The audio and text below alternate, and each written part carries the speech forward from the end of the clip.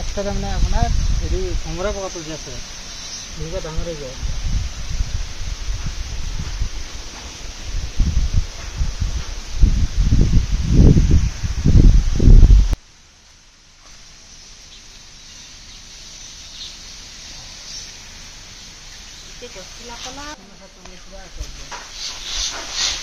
ঘৰত থাকি ৰঙাই দিছে এতিয়া।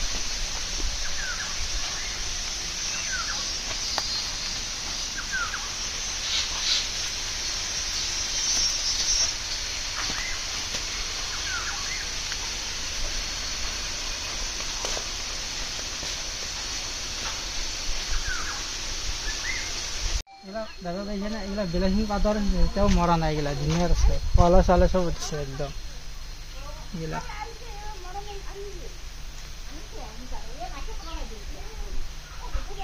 সিহঁতৰ বেৰাত আছে নেকি সিহঁতৰ?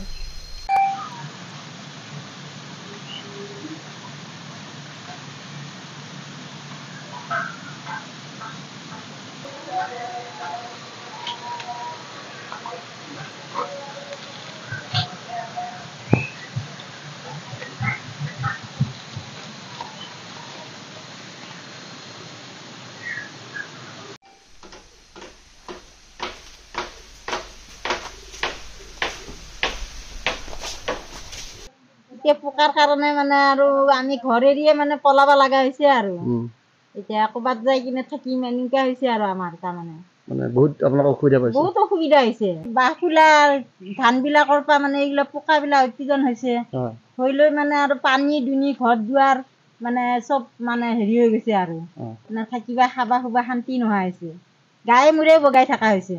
মানে আপোনালোকে ঔষধ চৌষধ ছিটিয়াইছিল? ঔষধ চব ছিটিওৱা গৈছে। কি হয় ঔষধ?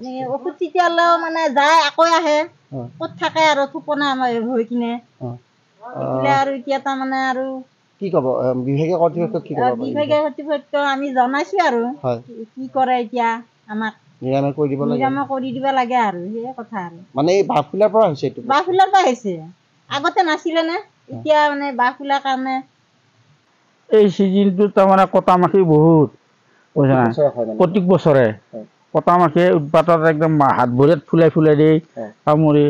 আৰু তাৰপিছত আকৌ নতুনকৈ আৰু এটা পকা আহিছে কিবা একদম ক'লা ক'লা, ঘৰে দুৱাৰে পানী চানী একদম ঘৰ এৰি পলাব নিচিনা হৈছে, চবতে বগাই ফুৰে, হাজাৰ হাজাৰ লাখ লাখ। আৰু ঔষধ ছিটিয়াইছোঁ ঔষধেও কাম নকৰে, ফেনাল দিছোঁ, খেতিত দিয়া সেই ঔষধো দিছোঁ মাৰি তাৰমানে আকৌ উৎপন্ন হয়। বা কটা বাঁহৰ পৰা উৎপন্ন হৈ একদম হাজাৰ হাজাৰ লাখ লাখ পকা একদম জন্ম পাইছে। জন্ম পাই এইটো নিৰাময় কৰি দিবা ব্যৱস্থা কৰি দিবা লাগে বিভাগীয় কৰ্তৃপক্ষ অনুৰোধ থাকিল।